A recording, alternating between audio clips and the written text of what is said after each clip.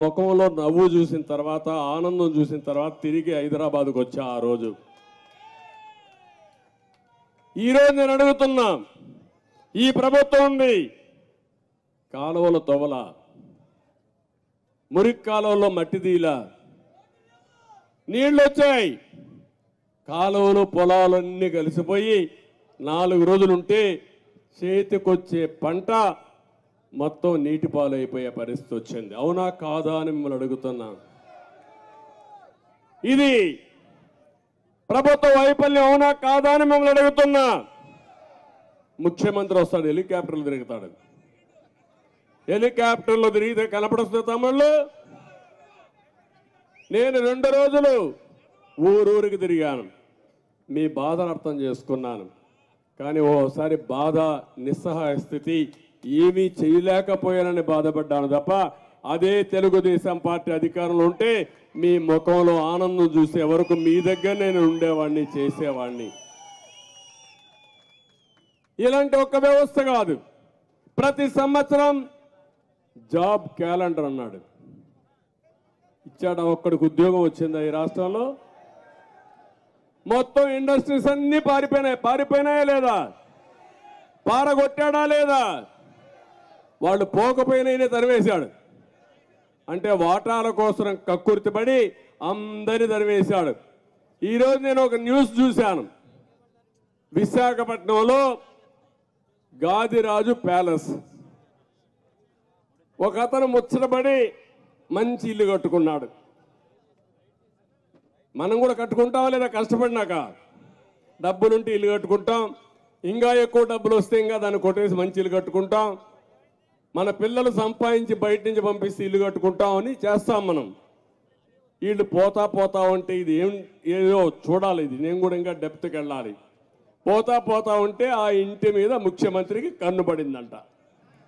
ఇంకా అయిపోయింది ఆ పని.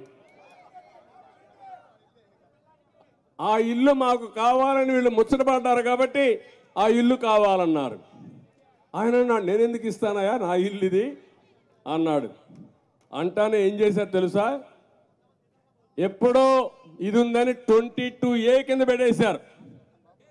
ఇప్పుడు రికార్డులు చాలా స్పష్టం తమ్ముళ్ళు. మీ భూమి మీద అవునా కాదా దినాము చెక్ చేసుకోవాలా మీరు ఇంక రాబోయే రోజుల్లో. ఎందుకంటే ఈ కాంగ్రెస్ దొంగలు ఆ రికార్డులో ఏమక్కర్లా, ఈ భూమి 22A ఉంది అంటే ఏంటి? ఇది ప్రభుత్వ భూమి. మీ తాత ఇవ్వచ్చు, మీ ముత్తాత ఇవ్వచ్చు మీకు. ఇంకా అక్కడి నుంచి నువ్వు కుయ్యమరు అంటే సగం నాకు ఇస్తావా చెప్పు, అప్పుడు నీకు ఇస్తా. లేకుండా మొత్తం ఇచ్చేసి 20 లక్షల ఆస్తి 5 లక్షలు ఇస్తారు.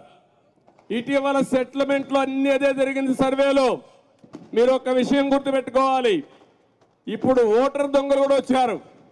మీరు బతికుండగానే మిమ్మల్ని చంపేస్తున్నారు. అంటే ఏంటి అరాచకాలను అడుగుతున్నా మిమ్మల్ని అందరూ ఆలోచించుకోవాలి మీరు. ఇదేదో నా కోసరం కాదు నేను చెప్పేది, మీ కోసరం, మీ పిల్లల కోసరం, ఈ రాష్ట్రంలో ఉండే ప్రజల కోసరం. ఇలాంటి అరాచకాలు నేను ఎప్పుడు ఊహించలా. ఇలాంటి ఈ కళ్యాణ మండపాన్ని చూస్తే ఇప్పుడు కొత్తగా ఒకటి తెచ్చారు. నేను చెప్పింది ఈ గాదిరాజు ప్యాలెస్ది.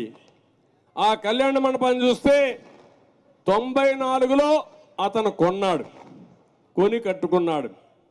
అతను చాలా స్పష్టంగా చెప్పాడు, ఈ కళ్యాణ మండపం నేను ఎప్పుడో కొన్నాను, ఇవన్నీ కూడా ల్యాండ్ కొన్నాను, అప్పుడే అరియర్స్ అన్ని పే చేశాను, ఎలాంటి డిస్ప్యూట్ లేదంటే వీళ్ళు 22A కింద పెట్టి అక్కడి నుంచి అతన్ని వేధించడానికి మొదలుపెట్టే పరిస్థితికి వచ్చారు. ఒక్క విశాఖపట్నంలో 40,000 కోట్ల రూపాయలు చేసే ఆస్తుల్ని వీళ్ళు కబ్జా చేశారు, సెటిల్మెంట్ చేశారు. గొంతు మీద కత్తి పెడతారు, ఇస్తావా సస్తావా. అదే జరిగింది. ఇప్పుడు మీరు చూశారు, ఇతన్ని ఎవరైతే మన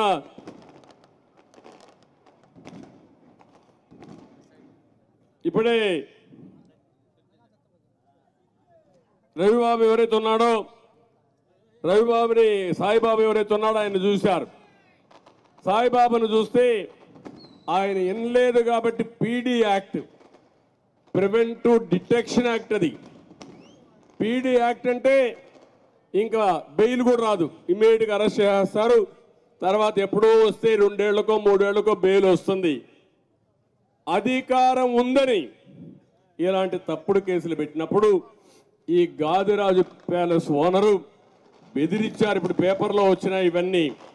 బెదిరిస్తే ఆయన భయపడిపోయి ఇప్పుడు స్టేట్మెంట్ ఇచ్చాడు. నన్ను ఎవరు అడగలేదు, నా ఇల్లు నాదే, నా కళ్యాణ మండపం నాదే, నాకేం సంబంధం లేని స్టేట్మెంట్ ఇచ్చే పరిస్థితికి వచ్చారు. ఇక్కడే గుంటూరులో శంకర్ ప్యాలెస్, మీకు చాలా మంది తెలిసి ఉంటుంది, ఐడియా ఉందా?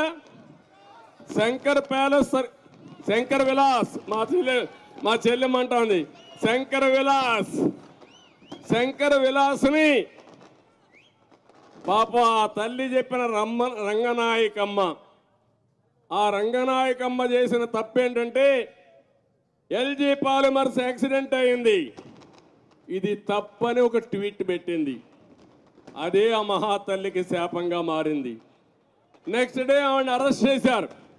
అరెస్ట్ చేసినారుగా కోర్టు తీసుకుపోతే 41A నోటీస్ ఇమ్మని చెప్పారు. ఆ రోజు మేము కూడా సహకరించాం. అక్కడి నుంచి ఆవిడ మీద పడ్డారు. ఆవిడ మీద పడి ఆ శంకర్ విలాస్